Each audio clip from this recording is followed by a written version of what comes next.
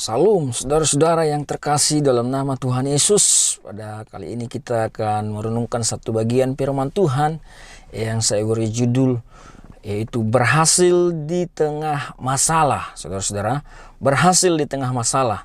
Nah, saudara-saudara, pada kali ini kita bisa belajar dari kisah Daniel, Sadrak, Mesak, dan Abednego, saudara-saudara. Ya, bagaimana Daniel, Sadrak, Mesak, dan Abednego di tengah masalah mereka sedang dijajah oleh Nebukadnezar, Raja Babel, saudara-saudara. Tetapi mereka bisa tetap berhasil dan menjadi pegawai istana Raja Nebukadnezar di Babel, saudara-saudara. Nah, oleh karena itu saudara-saudara, mari kita lihat dan belajar apa kunci, apa yang mereka kerjakan, apa yang mereka miliki, sehingga mereka dapat berhasil sekalipun ada di tengah-tengah persoalan, sekalipun bangsa mereka sedang terjajah, sekalipun mereka sedang diangkut ke Babel, saudara-saudara. Nah, saudara-saudara yang terkasih, yang pertama yang ingin saya bagikan yang kita bisa lihat dari Daniel, kitab Daniel pasal 1 ayat yang ketiga sampai ayatnya yang ke-9, saudara-saudara, dikatakan di situ bahwa yang pertama mereka Daniel, Sadrak, Mesak, dan Abednego itu memiliki karakter yang terpuji, saudara-saudara.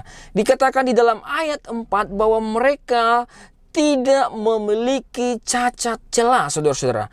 Bahwa Daniel, Sadrak, Mesak, dan Abednego tidak memiliki cacat celah. Oleh karena itu mereka memiliki karakter yang terpuji, saudara-saudara.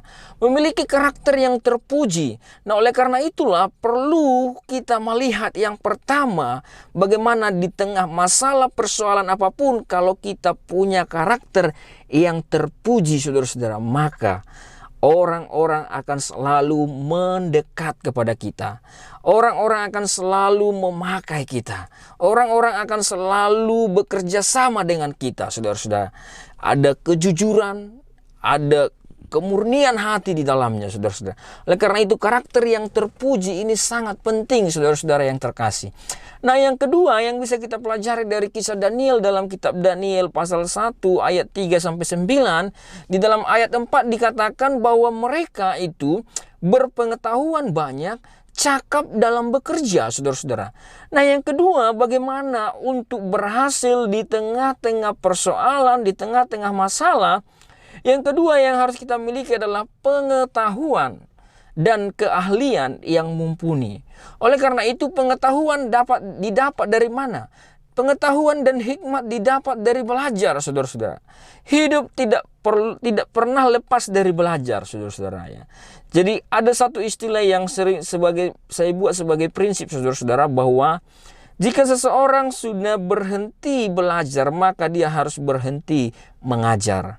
Oleh karena itu saudara-saudara yang terkasih, untuk kita berhasil di tengah-tengah persoalan, di tengah-tengah masalah, dimanapun, apapun keadaan dan kondisinya, maka kita harus memiliki kemampuan, yaitu pengetahuan dan juga keahlian yang mumpuni. Artinya hidup kita, pengetahuan kita harus selalu di-upgrade, saudara-saudara. Kita harus selalu belajar. Pengetahuan kita harus selalu di-upgrade. Keahlian kita dalam bekerja, dalam melayani harus selalu di-upgrade, harus selalu ditingkatkan. Untuk itulah maka kita dapat berhasil di tengah-tengah masalah dan persoalan.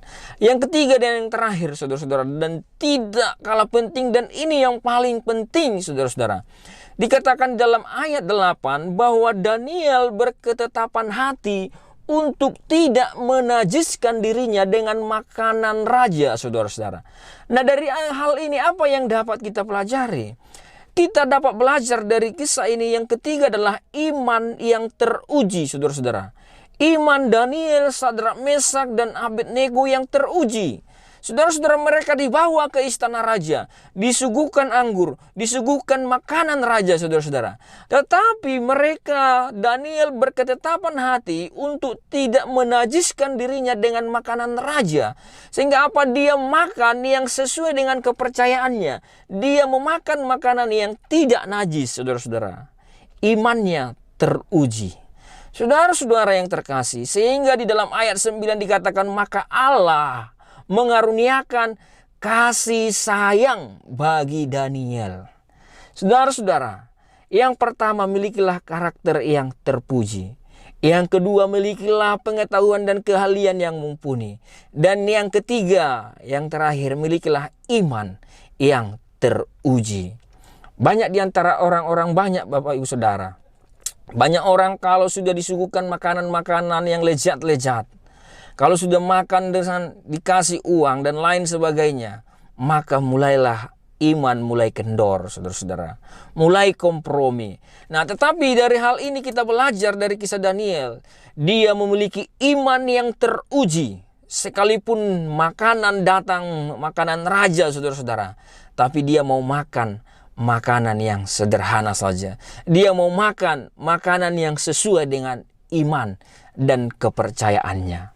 Oleh karena itu, saudara-saudara yang terkasih, kalau kita ada di tengah persoalan, ada di masalah apapun, saudara-saudara, ada di dalam kondisi apapun, kalau kita memiliki ketiga hal ini, karakter yang terpuji, kemudian pengetahuan, bakat yang mumpuni, dan yang ketiga adalah iman yang teruji, saya percaya maka Allah akan mengaruniakan kasih sayangnya bagi kita seperti kepada Daniel. Dan saudara dan saya, kita akan sukses, kita akan berhasil bersama-sama dan memuliakan nama Tuhan. Terpujilah nama Tuhan. Kiranya renungan ini memberkati kita semua. Shalom, Tuhan Yesus memberkati. Amin.